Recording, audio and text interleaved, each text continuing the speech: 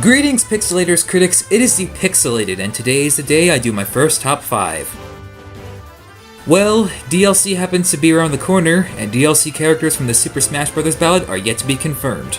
So I thought it would be a good idea to contribute to the hype train and tell you who I want to see make it into the Super Smash Bros roster. Now let's get into it.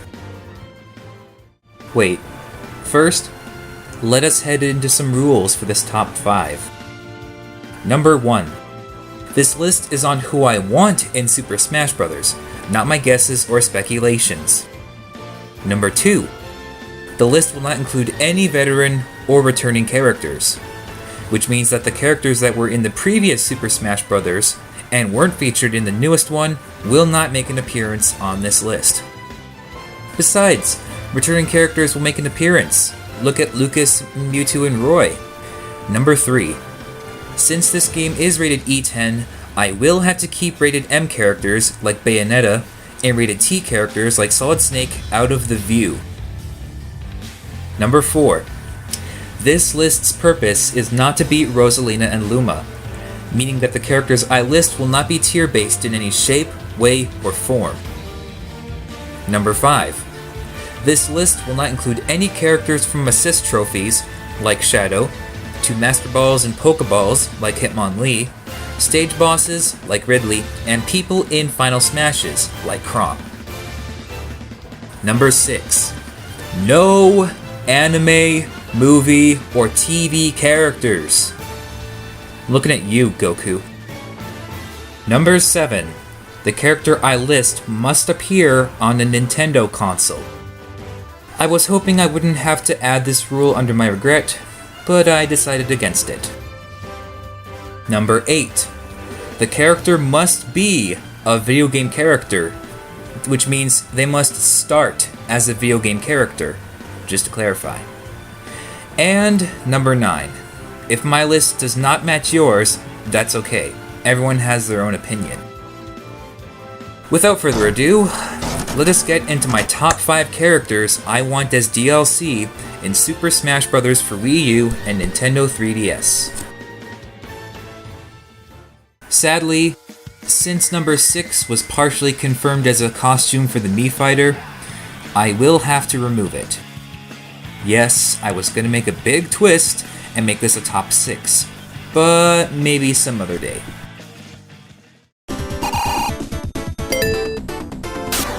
Number 5. Okay, I have to be fair here, no pun intended. I love the Kirby series, and if there was to be a 4th representative of the Kirby franchise, it would definitely be none other than Bandana Dee. BD is my personal favorite character in the Kirby universe, and seeing him in Smash would definitely make me excited. Yeah, I get it that we have enough Kirby reps, but this one is in a class of its own. With unique traits unlike the other Kirby characters or villains, this cute little deadly force to be reckoned with is also an iconic character. Heck, you could even produce a spin-off just for Bandana Dee himself and everyone would be alright with it. Most of his moves can originate from Kirby Returns to Dreamland, Kirby Superstar, and Kirby and the Rainbow Curse.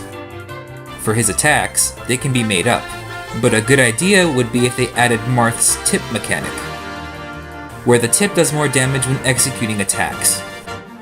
Not only that, but I'd like to see a small character with DDD's range and contain lightweight properties such as multiple jumps, agile movement, good speed, and floaty landing. For his up special, Bandana can spin the spear like a helicopter blade and propel himself upward. His neutral special can have him throw 1, 2, or 3 spears and pierce shields just a tad bit, but also consists of very good range and damage. His side special can be similar to Bowser Jr.'s Clown Cart dash attack, where you can charge at your opponents at high speeds.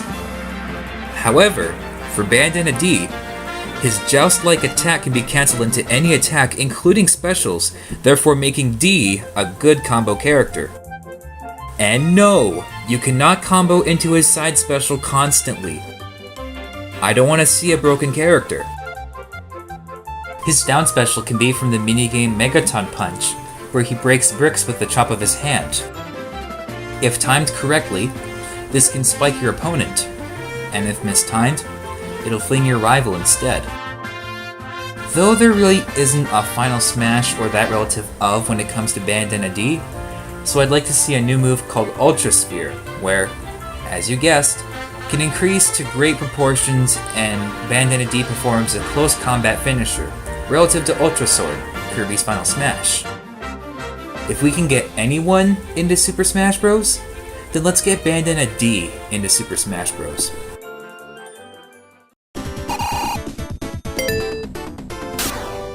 Number 4.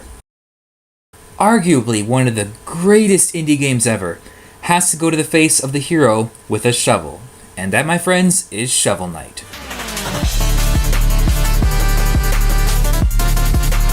If you haven't played Shovel Knight, you've really been missing out on all the love for our pixelated, get it, little shovel warrior.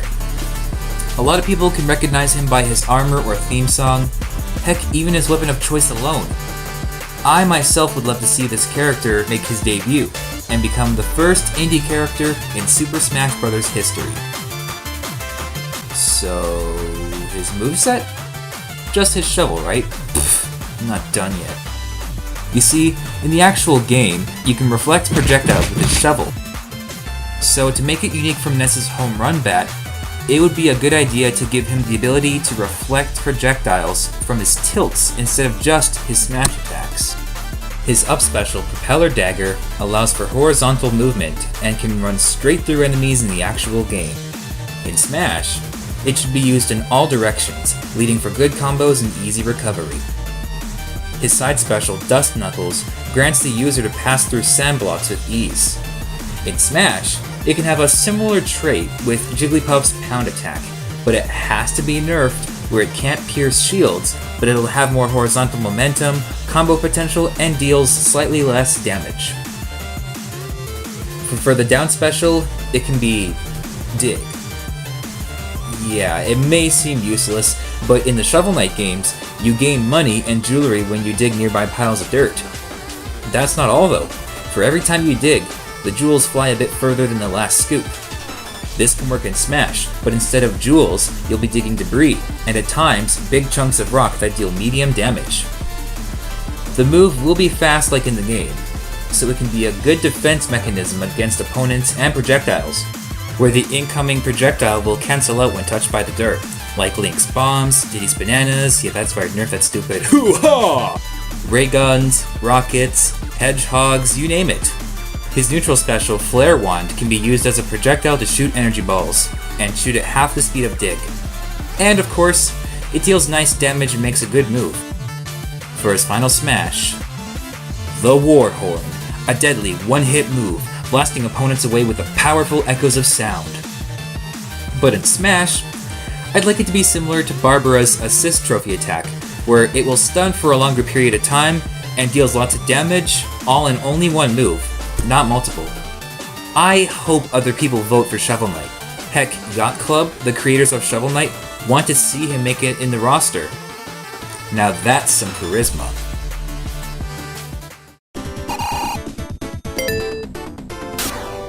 Number 3.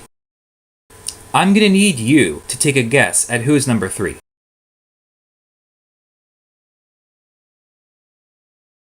Want help? Here's a hint. He's green. But pixelated, there are plenty of characters that are green, like Leon from Star Fox, or Warts from Super Mario Bros. 2, or Young Link from The Legend of Zelda Ocarina of Time. Okay, now you got me thinking really hard of who I want to keep as number 3.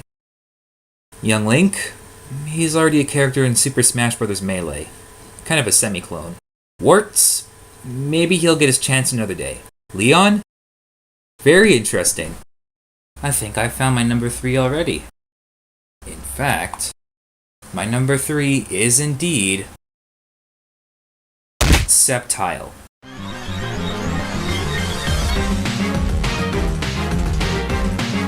If anything, Pokemon Oras has barely any representatives and we don't have a grass type to blend with the fire, water, and grass starter Pokemon. Sceptile would be the best choice because of the fact that he contains a heavy amount of fighting potential, like Greninja, Generation 6's representative, and Charizard, Generation 1's representative. Now I tend to say representative a lot, I understand, but the reason I chose Sceptile is because he'd fit perfectly well with the Pokemon characters and the Super Smash Bros roster. His up special could be Leaf Storm, where he lifts himself off the ground with the force of gusty winds and sharp leaves. Whoever touches it will get caught in a multi-hit sequence until the end of the move, and makes for a wonderful recovery move. His side special can be Leaf Blade, which is when Sceptile puts the two blades from his arms to good use. Similar to Captain Falcon's Raptor Boost, but with more angled trajectory, less landing lag, and recovery time, and deals a bit less damage. The down special, Frenzy Plant, is a move where the wielder can lift the roots of trees from the ground and can be a heavy shield breaker, but you run the risk of being open to incoming attacks. That is, during cooldown time. His neutral special could be X Scissor, where he strikes with both arm claws in the shape of an X. It can pierce shields with ease and can be charged to input a hefty 22% damage.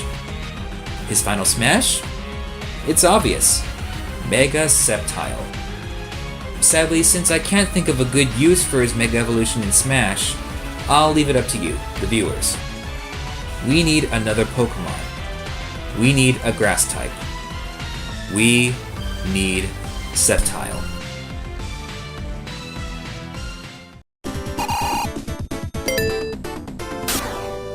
Number 2. You can't argue this character has been through some rough times whilst trying to fit in this game, only after being seen in a handful of games.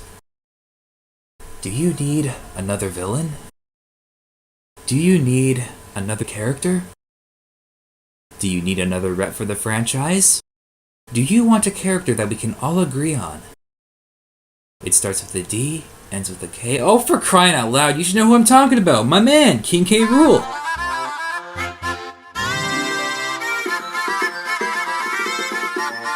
Without a doubt, one of my personal favorite Nintendo franchises is the Donkey Kong series, and Kinky Rule is my all-time favorite Donkey Kong character. He's a pirate, he is a scientist, I don't even know, he's a king! Kinky Rule is the main rival to the Donkey Kong series, DK himself, and ruler of the Kremlings, who were sent on a quest to steal DK's banana horde to hunger the Kongs. But Donkey Kong won't just stand there, he'd bring his main sidekick, Diddy Kong. You know what? Let's just put it this way.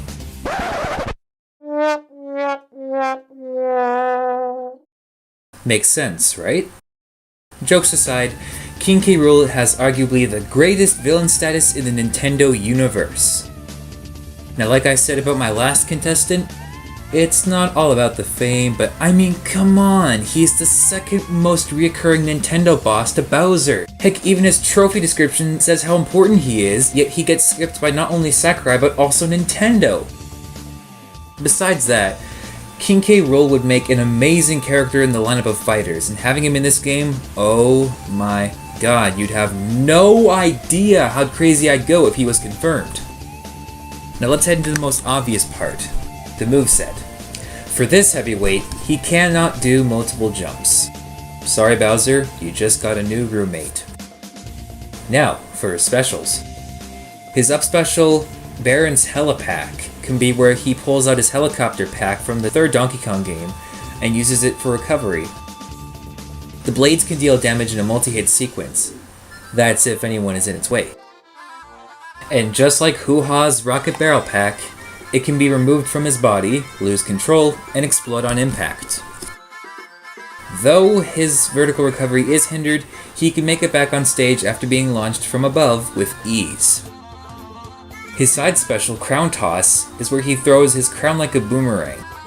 Though many characters do possess boomerangs, or relatable types of weapons, this one will have a twist. When he throws it at an opponent, it'll pass through them, like in the original game. However, when the crown reaches its farthest, it'll lose power when it retracts. His down special, King's Landing, is when he uses his rear end to slam the ground and create a shockwave of power after the landing. With proper timing, this can spike opponents, but mistime it and they fly. His neutral special, Blunderbuster, involves his iconic Blunderbuss, where you can shoot spiked cannonballs. It'll be as slow as Bowser Jr.'s half-charge neutral special, but it can hit like a truck. Of course, the basic part of this blunderbuss is that it's rapid fire, But for Super Smash Bros, you can shoot multiple cannonballs on one screen, like in the original game. But each one shoots at a random vertical degree. Who knows whether it'll end up shot low or shot high? The mystery lies in Kinky Rule's most iconic weapon of choice. For a final smash, I want to make it rain. Cannonballs! In this iteration, I don't want it to rain in two directions, I want to make it rain everywhere and feel bad for the people who are unfortunate enough to end up in its way. Kinky Rule, Kinky Rule, Kinky Rule, Kinky Rule, let's go! But wait, Kinky Rule is number 2 on this list. Who dares to steal that spotlight? Who dares to take the king's throne? Before we proceed any further, time to recap. Number 5. Bandana Dee from the Kirby series. Number 4. Shovel Knight from the Shovel Knight series. Number 3. Sceptile from the Pokemon series. And last but not least, number 2. Kinky Rule from the Donkey Kong series. And now, it's time for my ultimate DLC fighter in Super Smash Bros. Ladies and gentlemen, I present to you...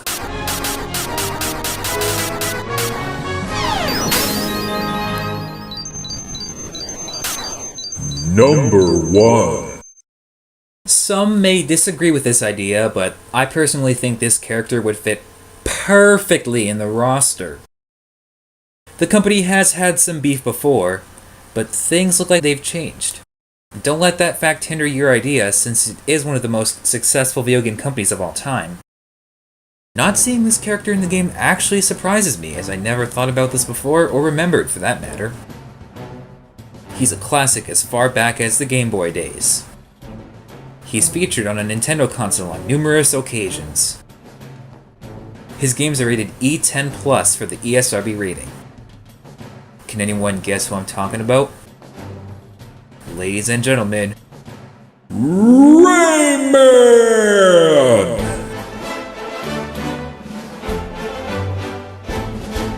Without a doubt, this guy deserves every single bit of attention from Sakurai and would be the perfect choice to win the ballot. I would lose my mind for such a long time. I'd have to pay my hospital bills just to show how crazy I'd go if he was confirmed. This character is picture perfect for the roster, alongside the 4 industry veterans especially. Rayman has been a long-time legend, and now it's time for him to make a grand return to the wonderful masterpiece that is Super Smash Bros. Before I dive straight into the moveset, I must explain a unique trait I want for this character. The trait I want here is so Rayman can have no hitbox between his hands and feet to his body, therefore removing the limbs. This would give him the familiar no limbs trait, where he won't be affected while his hands and feet move around. Alright, moveset time. His up special, Helicopter Suit, is when Rayman pulls out a propeller helmet and flies away. Kinda like Duck Hunt's up special. After he goes as high as he can, the helmet pops off and he uses his hair to levitate slowly to the ground. This can be cancelled into an aerial to make up for some devastating combos. His neutral special can be Rocket Fist, his most recognizable move of all, where Rayman throws his fist at high speeds and knocks opponents out of the field. The longer you charge it, the bigger it gets and the harder it hits. His side special, Rabbit Cart, is where he pulls a shopping cart that contains a rabbit and charges at you while the rabbit pulls out a random weapon. Mostly a plunger. This can be treated as a semi-clone of Bowser Jr.'s side special, but when the plunger or item mix contact, it deals additional damage. For a down special, I'm thinking of a word, plums away? God, is that another potty joke? Worry not, it isn't. For this move, Ray Charles places a plum on the ground and can be thrown by simply attacking it. It can function identically to Pac-Man's fire hydrant, but Ray can bounce off of it to gain extra distance if you hold the command. Look, I'm trying to think of some nicknames for Rayman, alright? Now for our final smash. It's kinda hard to think of one, but I have one suggestion. Mosquito-licious, where Rayman summons a gigantic mosquito and shoots at people, or can suck your foes up and spit them off screen. The sucking part only kills at high percentages compared to low ones. We've missed a hero. Now it's time to let our legend stand. One more time. Let's go, Raymond! And hey, if you like what you see, be sure to hit that like and subscribe button as it really helps and supports my channel. And question of the day, who do you want to see make it as DLC fighters in Super Smash Bros? Let me know in the comment section below as I'm curious with what you have in mind. And hey, if you haven't seen it yet, be sure to check out my previous video where me and Cole discuss the problem with how a Special Smash no longer works online. So what he did was he discovered a glitch where you can enable Special Smash from local only and access it through the online servers of Super Smash Bros. This is the Pixelated, and have a great day.